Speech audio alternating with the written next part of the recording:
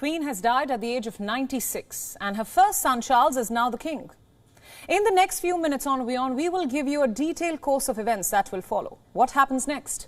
Leading up, of course, to the Queen's funeral in around 11 days' time. The official announcement from Buckingham Palace has already been published, but before it was hung up, it would have been preceded by a call cascade, with the Prime Minister personally informed by the Queen's private secretary.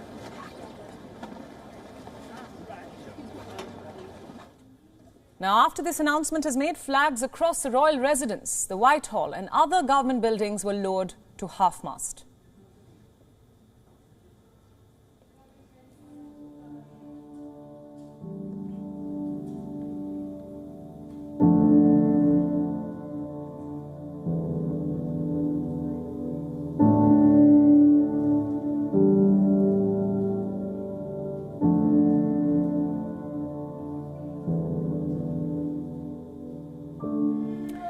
Meanwhile, on day one of the mourning period, which begins today, ceremonial gun salutes are expected to take place at Hyde Park and at Tower Hill, followed by a minute of national silence.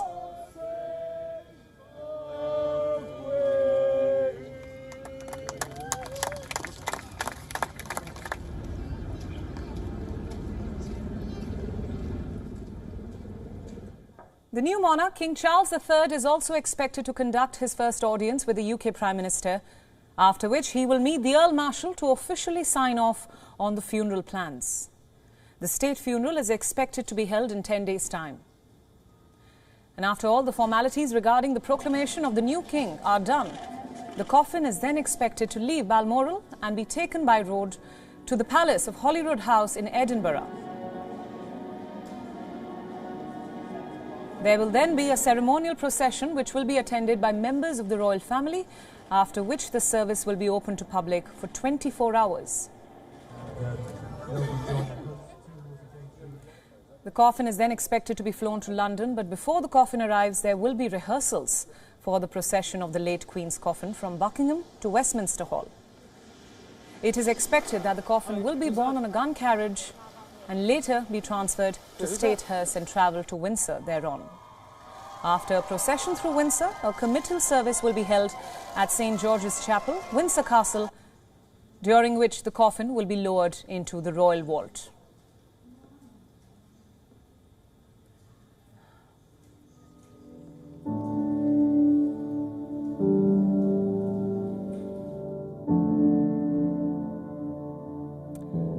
I'd like to introduce my guest at this hour. We are now being joined by James D.J. Brown from Tokyo. He is an international affairs expert. James, you're joining us from Japan. Of course, Asia woke up to the news of the Queen's passing. Political leaders, including Prime Minister Fumio Kishida, have expressed deep sorrow. He says that the Queen contributed to strong UK-Japan ties. Tell us more on that. Yes, well, I think for Japan, as for so many countries, when the Japanese think of Britain, one of the first things that came into their mind was Queen Elizabeth. I think also for the Japanese, having their own royal family, they felt that very much there was something that they had in common with the British. And so I think that within Japan, there's very much a feeling of genuine sympathy and understanding for what is taking place in Britain at the moment. One slight kind of complication for the Japanese government is that at present they're planning their own state funeral, that for former Prime Minister Shinzo Abe. So that's perhaps disturbed their plans a little bit. Right, James, you're also a British national. I want to start by asking you about the legacy which Queen Elizabeth leaves behind. Tell us about some of the big milestones of her reign in your view. Well, I think that in a reign of 70 years, there are just so many. And above all, she really just was a fixture within British life, and defined so much defined the second half of the 20th century for Britain. And for many British people, it just will feel so strange that there is a new monarch, that it is no longer Queen Elizabeth that's the head of state. So I think really a sense of a change in era for the UK. There's also a lot of debate of late about the relevance of the monarchy in this day and age, and yet The Queen was seen as a symbol of unity in troubled times, as a reference point of sorts. What explains the British people's bond with the Queen? I think it was just genuine affection that she did the job for 7 decades and did it in an absolutely expert way. The role of the head of state in the UK is to stay out of politics, to be a symbol of unity, and to be as active as possible in making yourself seen around the country. And she did that tirelessly. I've seen the Queen in person, albeit from a bit of a distance, and I think that millions of other British people have had the same experience. So I think that those qualities meant that there was huge affection for her, and the real challenge for King Charles will be whether he can replicate that. James, as we understand, Britain has entered a mourning period of 10 days now. What happens next? Yes, so all of the plans go into place for the funeral and the coronation that will take place as well. And given that the Queen was 96, these plans have been in place for a very long time. So the expectation is that everything is already planned out, that it should go very much smoothly. Also, this, of course, is not just an event for the UK, but for the other countries, of which Queen Elizabeth was the head of state, and also for other countries to simply want to pay their respect. So it will be a huge diplomatic event, as well as one for just the UK domestically. James, we often hear of the cliche, heavy is the head that wears the crown. There is a new monarch, King Charles III, a controversial figure to say the least. How will his monarchy be perceived?